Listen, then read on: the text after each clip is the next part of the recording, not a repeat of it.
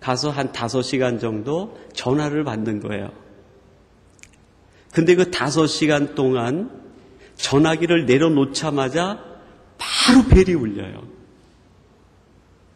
커피 한 잔 마실 여유가 없을 정도로 5시간 내내 전화기를 내려놓으면 따르릉, 들고 나서 상담하고 내려놓으면 따르릉, 상담하고 내려놓으면 따르릉. 5시간 동안 끊어지지 않아요. 때로는 할머니의 목소리, 때로는 할아버지의 목소리, 때로는 장년의 목소리, 중년의 목소리, 때로는 어린아이의 목소리가 계속 울려요. 그 일을 하면서 제가 느낀 게 그거예요. 모든 인생은 다 문제가 있는 거예요. 깊은 마음에 상처가 있어요. 그렇게 상담하고 나면 해결이 돼야 되지 않겠어요? 그 다음날 가면 똑같은 문제, 그 다음날 가면 또 비슷한 문제, 다음에 가면 똑같은 내용. 매일매일 우리 삶 속에 끊어지지 않고 잉태되는 문제들이 있어요.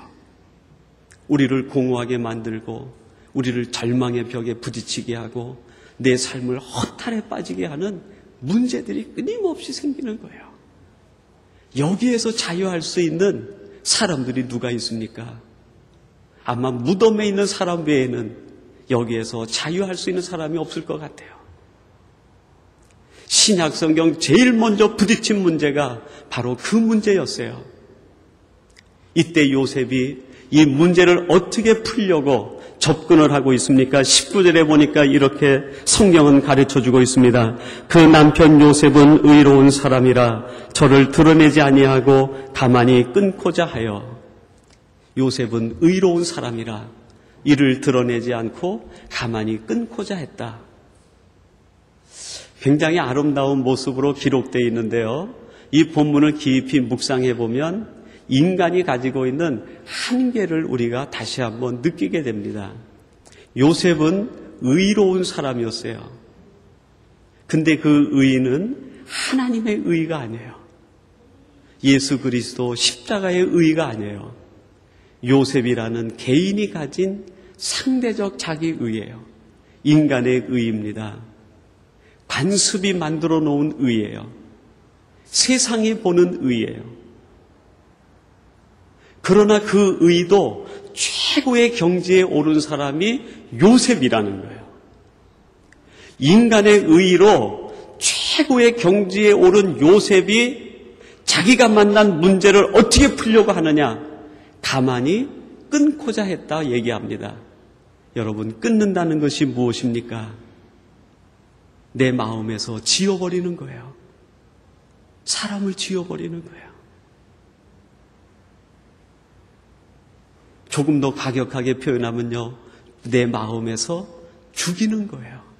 그 이름을 죽여버리는 거예요. 인간의 의가 할 수 있는 마지막 결론이 무엇입니까? 끊는 거예요. 끊는 거. 내 마음에서 지워버리고 내 마음에서 죽여버리고 다시는 상종하지 않고 대면하지 않고 만나지 않겠다는 거예요. 더 이상 내가 관계를 계속 유지해가지 않겠다는 거예요. 여러분, 인간의 의가 우리 사람을 행복하게 하지 못하는 이유가 바로 여기에 있습니다. 인간이 가지고 있는 아무리 높은 의라 하더라도 그 의의 마지막엔 죽음이 기다리고 있어요. 모든 관계의 절단이 기다리고 있는 거예요. 인간의 의로는 화합이 이루어질 수 없어요. 일치가 될 수 없어요. 화해가 이루어질 수 없어요. 하나가 될 수 없는 거예요. 인간의 의는 마지막에 모든 것을 끊어버리기 때문이에요. 이것이 요셉이 가지고 있었던 자기 문제의 해법이었어요.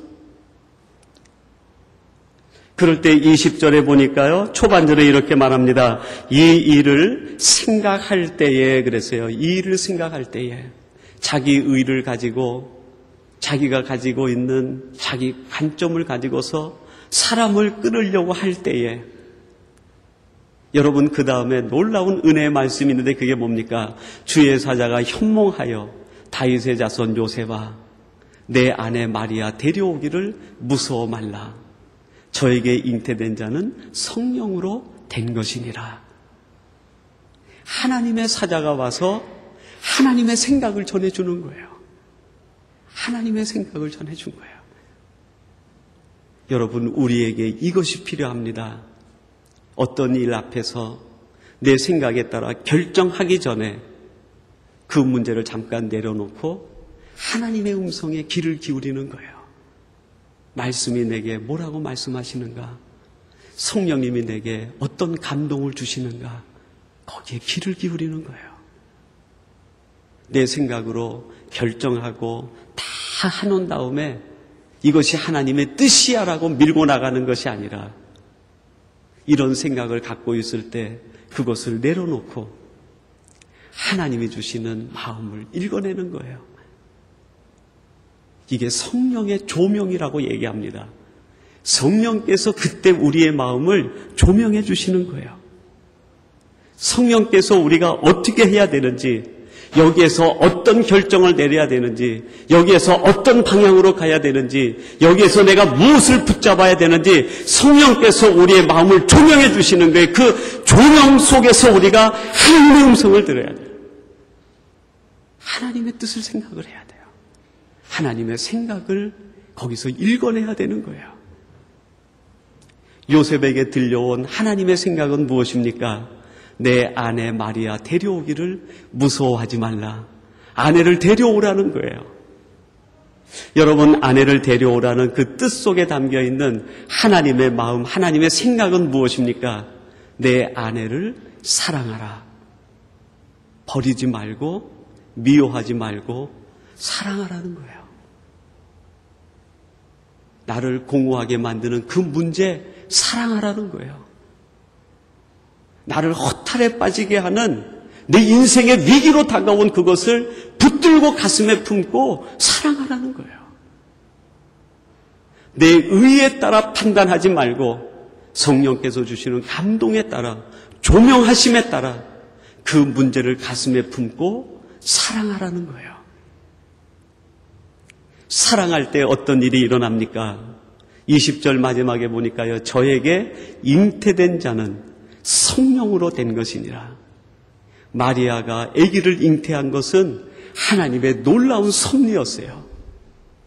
그 마리아를 버리지 않고 사랑할 때 그 마리아 속에 담겨 있는 하나님의 섭리와 계획을 알게 된 거예요. 인간의 의로 끊어버리면 우리는 하나님의 섭리를 알 수 없습니다. 인간의 의로 내가 모든 것들을 절단해 나가기 시작하면 우리는 하나님의 섭리와 동떨어진 삶을 살 수밖에 없는 거예요.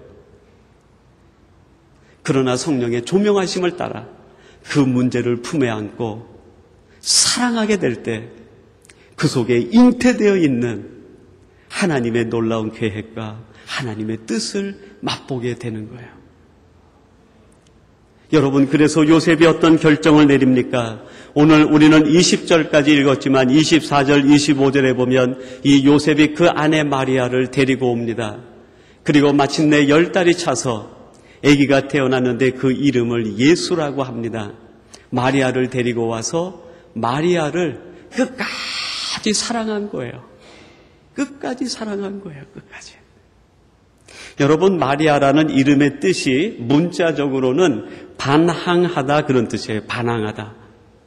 근데 신학 사전에 보면 그거를 신학적으로 풀었는데 두 가지로 풀었습니다. 하나는 갈등하다, 또 하나는 방황하다 그런 뜻으로 풀었어요.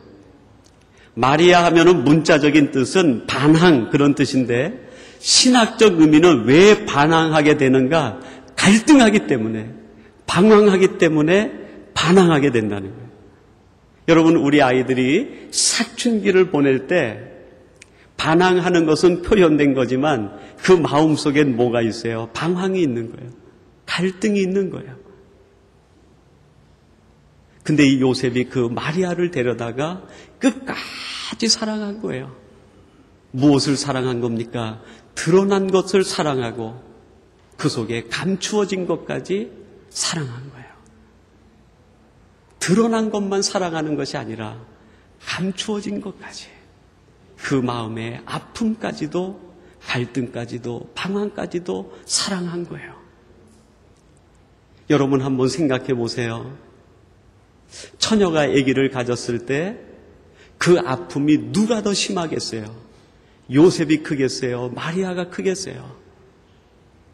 아마 마리아가 느끼는 고통과 아픔은 매일매일 죽어도 사람들 앞에서 자기 얼굴을 들지 못했을 거예요. 그 마음이 얼마나 고통스럽고 갈등과 방황으로 아팠겠어요.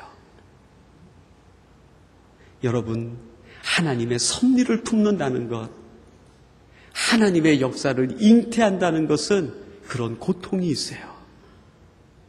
하나님의 역사를 품으면 그때부터 우리 안에 고통이 있어요. 아픔이 있어요. 하나님의 일 중에 아픔이 없는 일은 없어요. 수고가 뒤따르지 않는 일은 없어요. 하나님의 일 중에 고통과 어려움이 없는 일은 절대로 없습니다. 왜요? 그것이 하나님의 역사를 잉태하는 거기 때문에 그래요. 하나님의 역사는 고통 없이는 잉태되지가 않는 거예요. 그런데 그 앞에서 모두 인간의 의로 요셉이 잘라내듯이 잘라냈다고 하면 그 고통이 얼마나 더 심해졌겠어요. 요셉이 하나님의 감동하심을 따라 겉과 속이 완전히 아파있는 그 마리아를 품에 안고 감싸 안을 때 여러분, 그 아픔 속에서 무엇이 이루어집니까? 예수 그리스도의 세계가 이루어지는 거예요. 그 아픔을 감싸 안을 때 그 속에서 하나님의 나라가 실현돼 가는 거예요. 인간의 의로는 하나님의 나라를 이룰 수 없습니다. 인간의 의의 마지막은 죽이는 거예요. 다 죽이는 거예요. 그때 우리의 마음을 내려놓고 내 의에 따라 결정하기 전에 하나님이 주시는 음성을 들으면 성령의 마음을 알 수 있어요. 하나님의 생각을 알 수 있어요. 그 하나님의 생각에 따라 할 수 없을지라도 우리의 몸을 다해서, 마음을 다해서, 정성을 다하여 끌어안고 사랑할 때 아픔이 치유가 되고 그 속에서 하나님의 나라가 이루어져 가는 거예요. 여러분, 여기에서 신약의 시대가 열리지 않습니까? 바로 예수 그리스도 AD의 세계가 열리지 않습니까? 사랑하는 성도 여러분, BC를 뒤로하고 AD를 꿈꾸는 여러분 속에 성령의 조명하심이 있기를 소망합니다.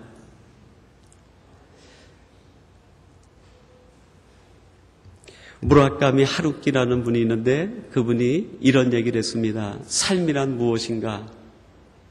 어제를 용서하고 오늘을 사랑하는 것이다. 어제를 용서하고 오늘을 사랑하는 것이다. 여러분, 우리의 의지와 감정으로 어떻게 어제를 용서합니까? 우리를 미움으로 분노로 떨게 한 사람을 어떻게 용서합니까? 우리 힘으로는 어제를 용서할 수 없어요. 오직 성령이 우리에게 오시면 어제를 용서하고 오늘을 사랑으로 살아갈 수 있습니다. 여러분들이 이러한 성령의 사람이 되시기를 주님의 이름으로 축원합니다. 하나님 아버지, 저희들이 어제를 용서하고 오늘을 사랑할 수 있는 성령의 사람들이 되게 하여 주시옵소서. 우리 인생에서 만나는 고통의 문제 가운데에서 우리 인간의 의의를 내려놓고 성령의 조명하심과 하나님의 음성을 듣는 저희들이 되게 하사 하나님의 나라를 이루어가는 삼성의 가족들이 되게 하여 주옵소서. 예수님의 이름으로 기도하옵나이다. 아멘.